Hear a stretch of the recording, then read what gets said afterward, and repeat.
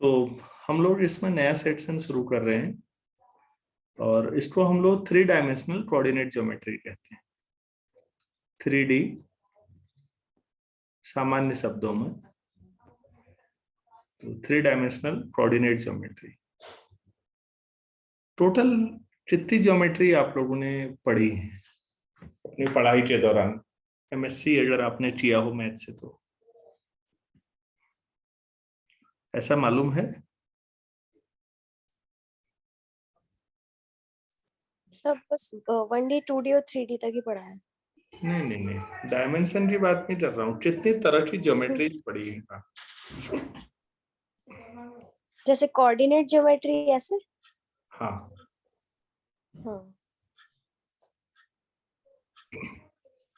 बच्चों, एक तो बचपन से क्लास 10th तक हम लोग जो पढ़ते थे वो यूक्लिडियन ज्योमेट्री कहलाती है, यूक्लिड के नाम पर, जिसमें आप straight line, triangle, circle, tangent जैसा पढ़ते आ रहे हैं 9th 10th लेवल की जो होती है, तो वो यूक्लिडियन ज्योमेट्री है।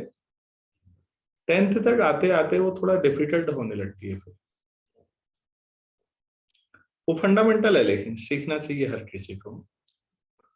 यूक्लिड के बाद जो दूसरा आदमी है जो जिसने बहुत जबरदस्त काम किया, वो फ्रेंच मैथमेटिशियन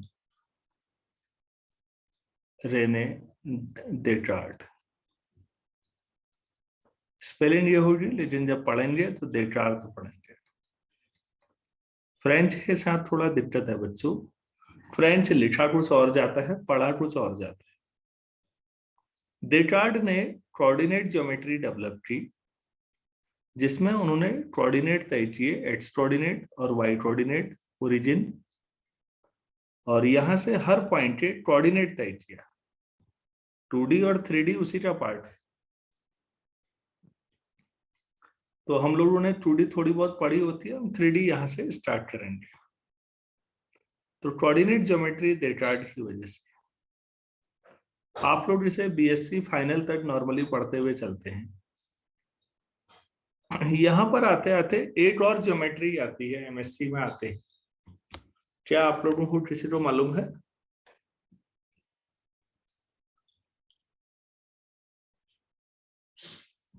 नहीं मालूम। तो दूसरी कोऑर्डिनेट हो गई, कोऑर्डिनेट ज्योमेट्री। तीसरा ऐसा सुना है? Yes sir, Riemannian geometry. Riemannian geometry, ये भी बहुत फंडामेंटल काम है। तो आप मोटे तौर पर अगर कभी किसी इंटरव्यू में 3 नाम दे दें तो ये बहुत है, इतना कोई दिक्कत नहीं है। 3 नामों के बारे में बता दें। तो रीमानियन ज्योमेट्री जो है वो अल्बर्ट आइंस्टाइन साहब के दबाव की वजह से रीमान ने इस पे काम शुरू किया, क्योंकि अल्बर्ट आइंस्टाइन जो अपना स्पेशल थ्योरी ऑफ रिलेटिविटी से स्टार्ट किया, उन्होंने बाद में जनरल थ्योरी ऑफ रिलेटिविटी तक गए, और उनका जो काम था बच्चों उसमें उन्होंने स्पेस टाइम कोऑर्डिनेट सिस्टम की बात की। उन्होंने कोऑर्डिनेट ऐसे ले लिए, उन्होंने कहा कोई भी एक घटना हमारे लिए तब रिलीवेंट है, तब प्रासंगिक है, जब स्पेस और टाइम दोनों हमारे अकॉर्डिंग हो, वरना वो हमारे किसी काम की नहीं है। खाली स्पेस से कुछ नहीं होता।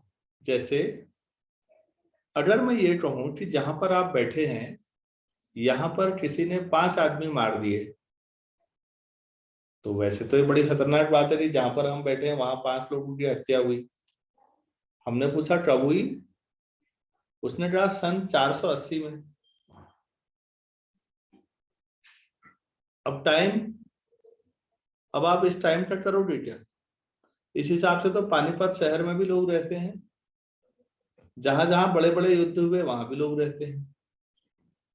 तो आपको समझ में आ रहा होगा कि अब टाइम क्योंकि आपके काम का नहीं है, वो आपके लिए कोई खास रिलेवेंस नहीं है, तो स्पेस आपके आसपास का है तब भी कोई खास बात नहीं है। अब दूसरा, चलिए टाइम प्रेजेंट लेते हैं। मैंने अभी आपसे कहा अरे 2 बसों की टक्कर हो गई यार, 10 लोगों की डेथ हो गई, बड़ी दुर्घटना हो गई। आपने ट्राई कहां पर हुआ? मैंने ट्राई न्यूयॉर्क में। अभी हो रहा है, अब टाइम तो अभी का है, लेकिन जो स्पेस है वो अब आपके लिए रिलेवेंट अभी भी नहीं है। तो ठीक है, दुख होना अपनी जगह है, लेकिन वो घटना में आप कुछ करने की स्थिति में नहीं है, आपके लिए वो खास प्रासंगिक नहीं है, रिलेवेंट नहीं है। कोई भी इवेंट हमारे लिए रिलेवेंट तब होगी जब स्पेस और टाइम दोनों हमारे लिए रिलेवेंट। यह आइंस्टाइन साहब ने कहा। क्या मैं समझा पाया? Yes, sir. Yes, sir.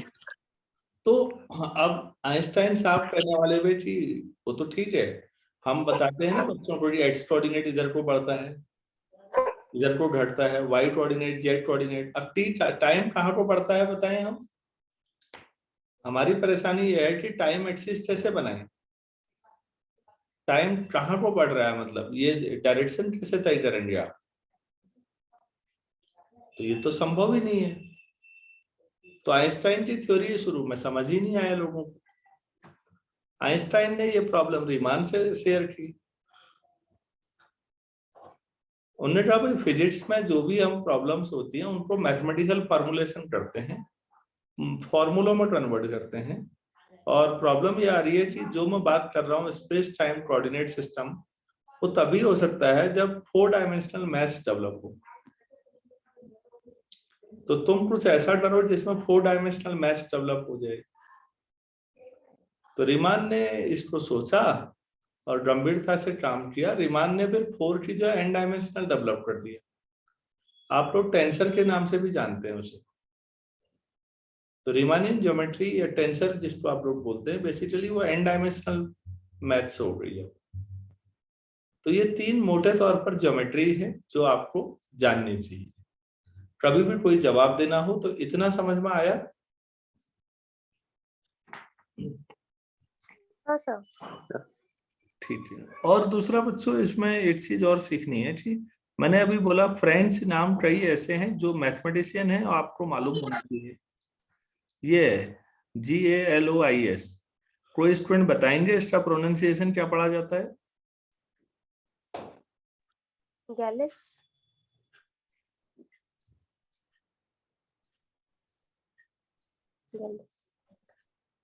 गैलुआ।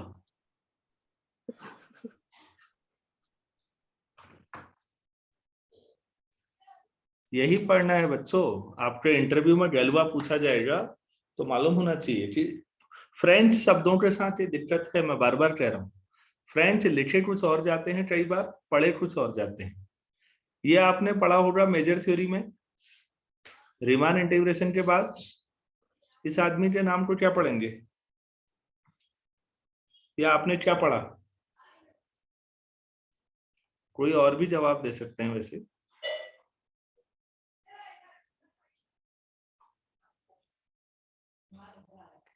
अरे MSc मैथ्स आप में से किसी ने किया या नहीं किया? सर मेरा MSc तो फिजिक्स में है, BSc तक मैथ्स है। बाकी लोग मतलब एक बाकियों भी ने नहीं है किया। मैथ से? तो बाकी सबने करा है, निर्मल को छोड़ के। तो किया है Yes, सर। sir. सर मैंने भी नहीं किया। नहीं किया वो वाली बात नहीं है। ये तो BSc फाइनल में भी पढ़ते हैं इसको। बोलिए तो नाम क्या पढ़े इसे आप? बच्चों इंटरव्यू में ना बहुत बुरी तरह फंस जाएंगे कहीं। लबेड।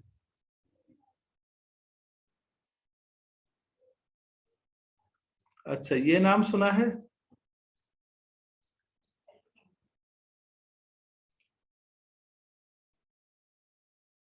Fermat principle ऐसे कुछ। परमानेंट। बच्चों फ्रेंच शब्दों में अगर टी लास्ट में है तो वो साइलेंट होगा। मुझे फ्रेंच ज्यादा नहीं आती है, ऐसा ज्यादा टर्म भी नहीं आती, पर इतना मालूम है फ्रेंच वर्ड जितने भी हैं स्पेलिंग में अगर टी लास्ट है तो साइलेंट होगा। तो टी हटा के क्या पढ़ेंगे फिर आप इसे?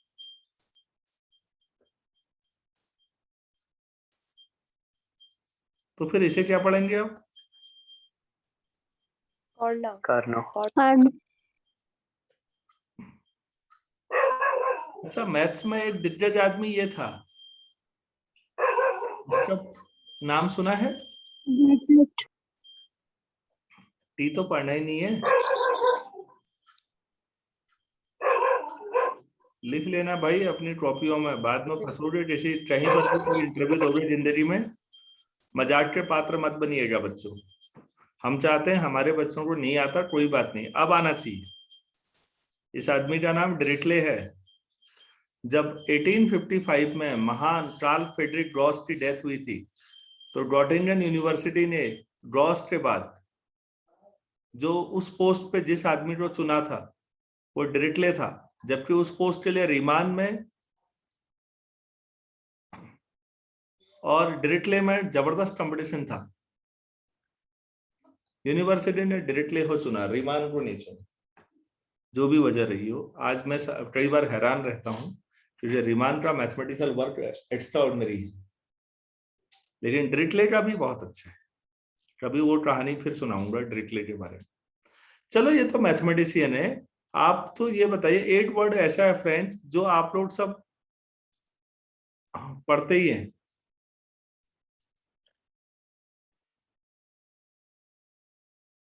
अब टी साइलेंट है, रेस्ट्रो। लास्ट में टी साइलेंट है। हाँ, रेस्ट्रो। हाँ, ये फ्रेंच वर्ड तो आप सभी ने पढ़ा है। एक मैथमेटिशियन और याद आ गया मुझे, क्या करें, आदत है।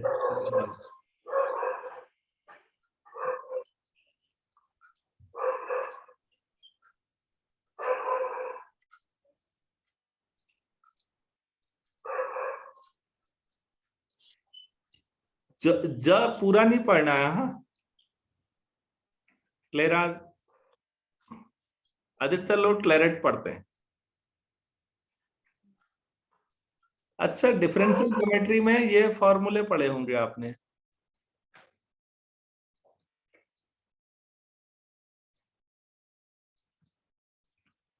पढ़े नहीं पढ़े? पढ़े सर। आप चलो पढ़े, फॉर्मूले पढ़े होंगे, नाम पढ़िए तो प्लीज।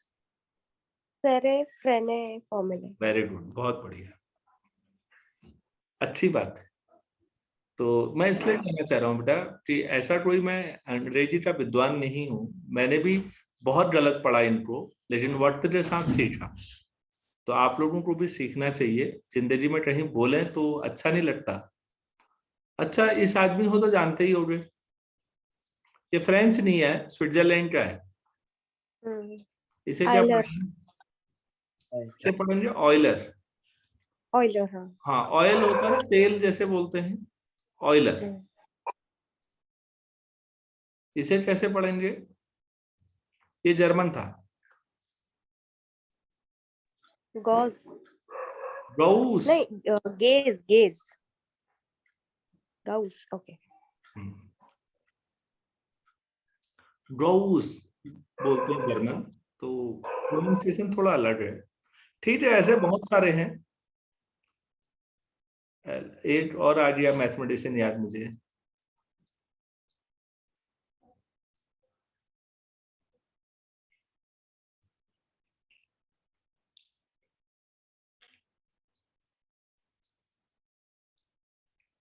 लियोविली।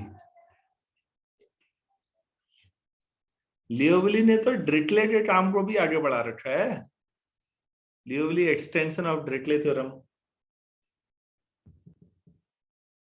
तो खैर, ये सारी चीजें डेकार्ट से शुरू हुई थी, तो मैंने वैसे बोल दिया थोड़ा कि आपको थोड़ा सा ये मालूम होना चाहिए, क्योंकि जब आगे पढ़ रहे हैं तो एजुकेशन का ये भी पार्ट है।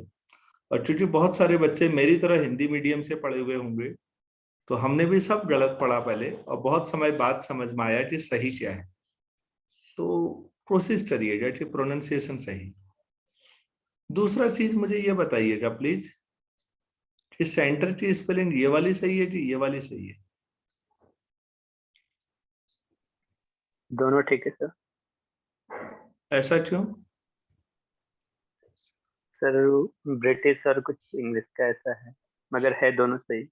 हाँ हाँ, आप सही। अमेरिकन और ब्रिटिश इंग्लिश।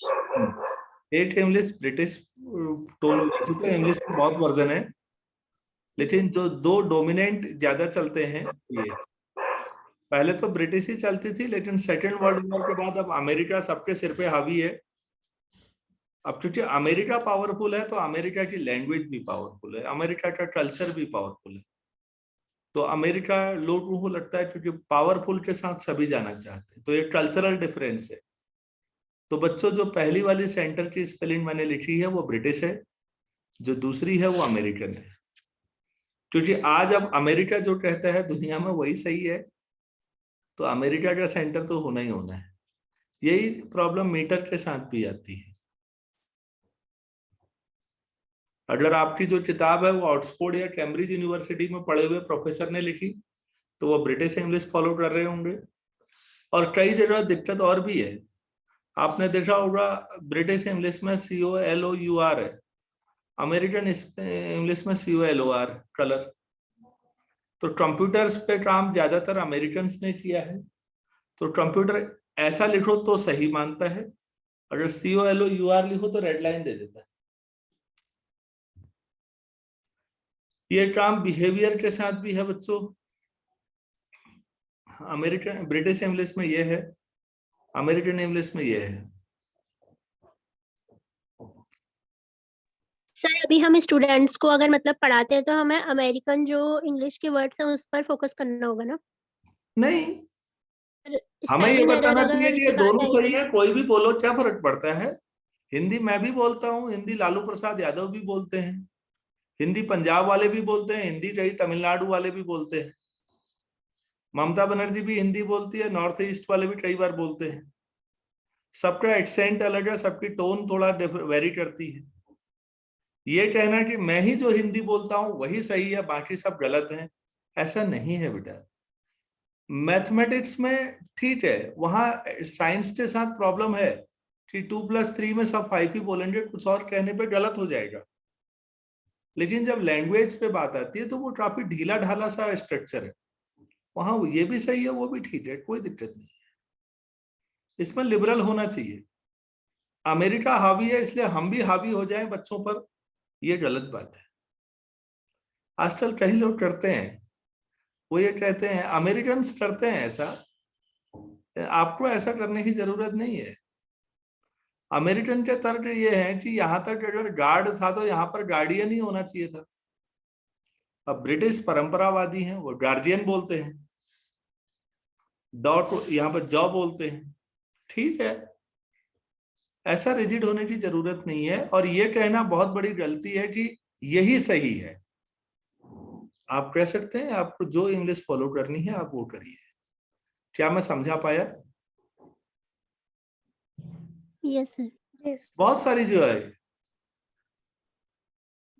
कई लोग ये समझाने लगते हैं कि इसको एडुकेशन बोलोगे तभी सही है।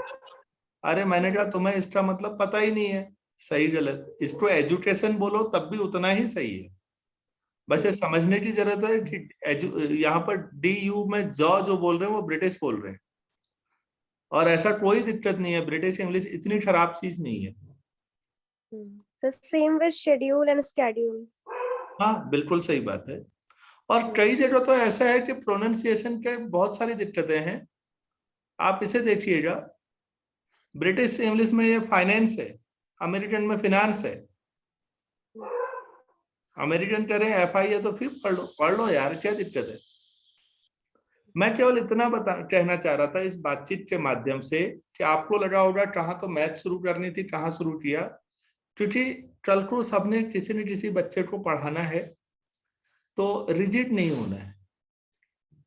रिजिड होने की जरूरत नहीं है। आप गौर करते होंगे जब कोई ब्रिटिश बोलता है या इंडियन बोलता है हमें समझ में आती है इंग्लिश, जब साउथ अफ्रीका वाला इंग्लिश बोलता है पता ही नहीं चलता क्या हो रहा है। तो इंग्लिश के दो ही वेरिएंट नहीं है। इंग्लिश दुनिया में बहुत लोग बोलते हैं और हर कोई अपने तरीके से बोलता है। चाइनीज की इंग्लिश गजब होती है, वो अपने तरीके से बोलते हैं।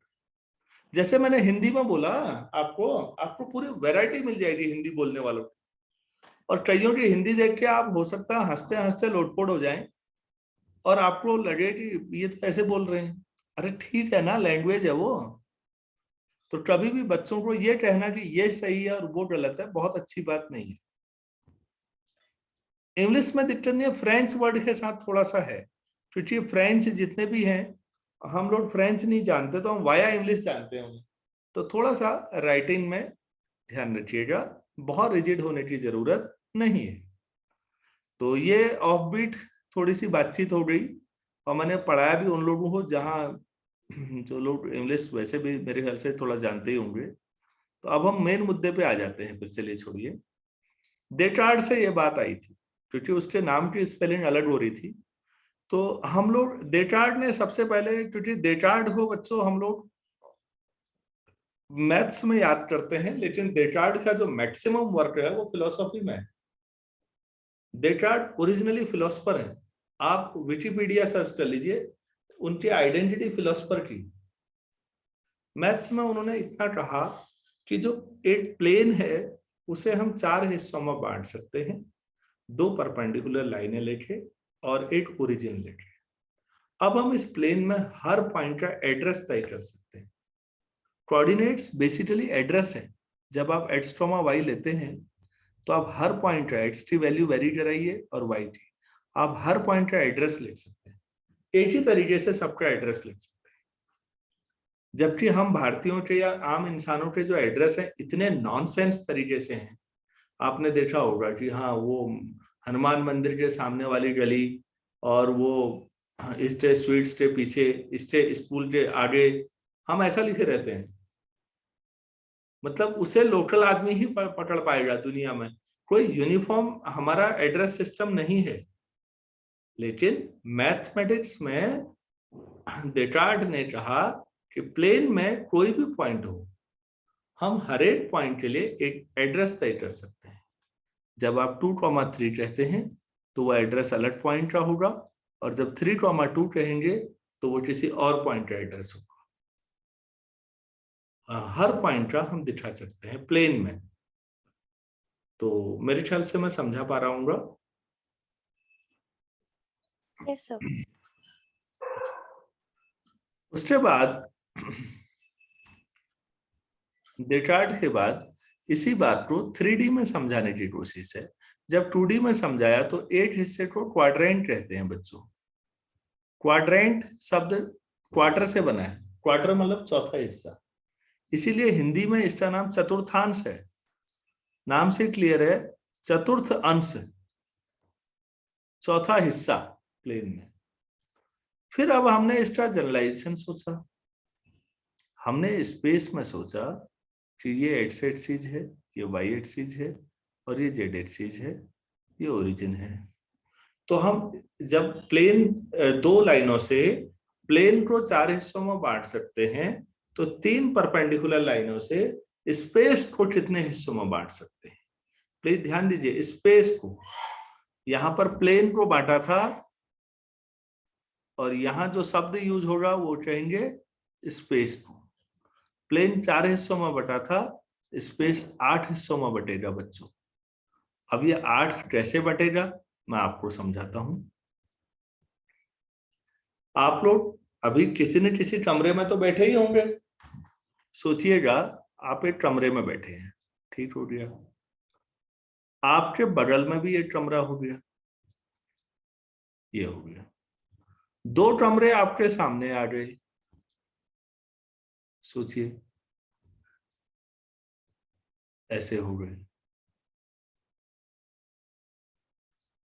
2 कमरे हो गए।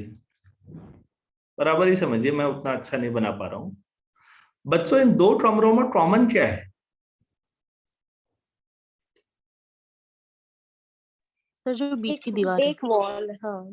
बीच की जो दीवार है ना, ये वाली जो दीवार होगी कॉमन होगी ना।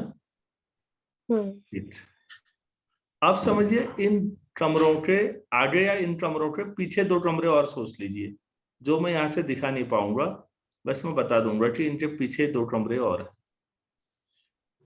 सोचिएगा, तो इन चारों कमरों में कॉमन क्या आएगा? तो सेकंड वाली वॉल। 4 कमरे हैं, अपने घर में सोचिए। एक कमरे में आप बैठे हैं, एक बगल वाला कमरा, एक आगे वाला कमरा, एक बगल के आगे वाला कमरा। 4 कमरों में क्या कॉमन है? थोड़ा सोचिए, बताइए। सर जो दो Same वॉल है, जो जगह। फर्स्ट के पीछे जो है, ये वाली। वॉल कॉमन नहीं आएगी। चारों में कॉमन क्या आएगा कह रहा हूं मैं, चारों कमरों में कॉमन। अब दीवार नहीं आएगी, लाइन आएगी केवल। सर जो लाइन है, जो इसके नीचे लाइन है। हाँ, अगर आप ऐसा समझे, अगर नहीं समझ में आ रहा तो 4 माचिस के डब्बे रख लीजिए ना, और सोचिए चारों डब्बों में क्या कॉमन आ रहा होगा। क्या मैं समझा पाया? एक खड़ी लाइन आ रही होगी बच्चों कॉमन।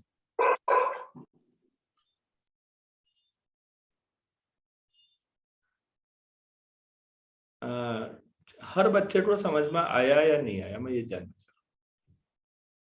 4 Yes, sir. माचिस के Sir, डब्बे रखे और यस सोचिए सर। टेबल पे जोड़ के, तो बीच में एक खड़ी लाइन कॉमन आ रही होगी। अब 4 माचिस के डब्बे और रखो इनके ऊपर, मतलब या फिर माचिस नहीं समझ रहे हो, कमरा समझ रहे हो तो 2 मंजिला समझ लो। अब सोचिए कॉमन क्या आएगा।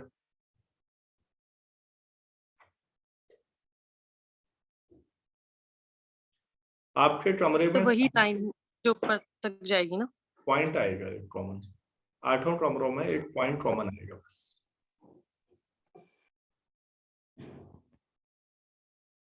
आप, मैं फिर रिपीट कर रहा हूं, आप अपना कमरा लीजिए, बगल का कमरा लीजिए, 2 कमरे हो गए। इन दोनों के फ्रंट में या इन दोनों के बैक में अगर कोई कमरे हैं तो 2 वो सोच लीजिए, 4 कमरे हो गए। और अब 2 महिला सोचिए इन चारों के ऊपर।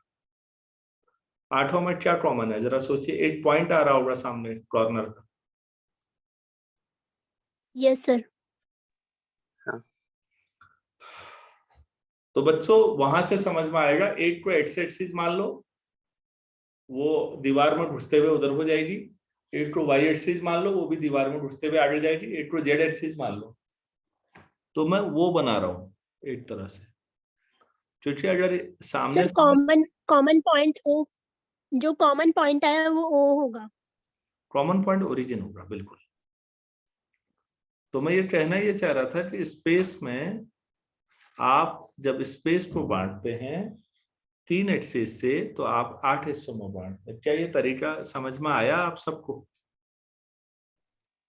Yes sir. ठीक है। इसको ना बच्चों एक और तरीके से भी समझ सकते हैं। जिन लोगों को कम समझ में आया दोबारा समझिए। एक चैप्टर होता है परमुटेशन कॉम्बिनेशन। अब आप मुझे ये बताओ, पहले 2 डायमेंशन से शुरू करते हैं। 2 डायमेंशन में प्लस और माइनस के कितने अरेंजमेंट हो सकते हैं?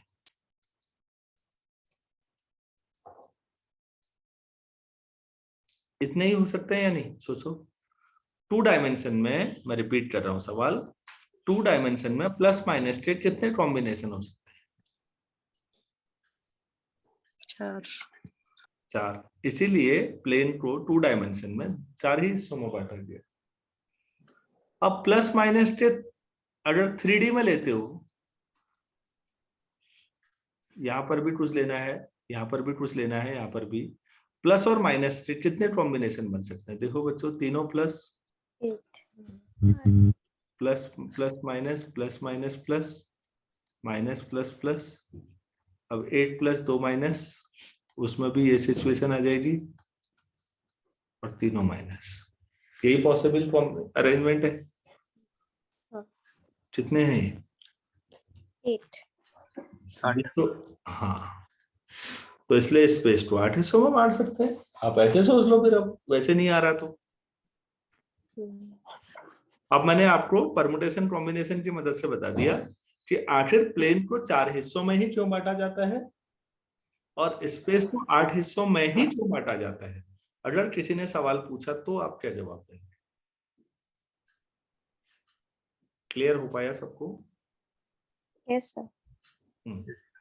तो आप ये बताइए कि इस वजह से ऐसा करते हैं हम लोग। मेरे ख्याल से क्लियर हो गया है शायद कि 8 हिस्सों में कैसे बांटते हैं। ठीक है। अब इन 8 में कोऑर्डिनेट कैसे लेते हैं, डिस्टेंस कैसे लेते हैं, और डायरेक्शन कोसाइन क्या होती है, इन पे बातचीत करनी है। मैं इसको रोक रहा हूं, अब पूरा कंटिन्यूएशन में करेंगे। हम लोग 6:20 हो रहे हैं, 6:30 हम ठीक 6:30 पे जुड़ते हैं। कोई दिक्कत तो नहीं है? आधे घंटे का सेशन ले लेते हैं। Hello, yes sir. ठीक है, ठीक 6:30 बजे जुड़िएगा। Thank you.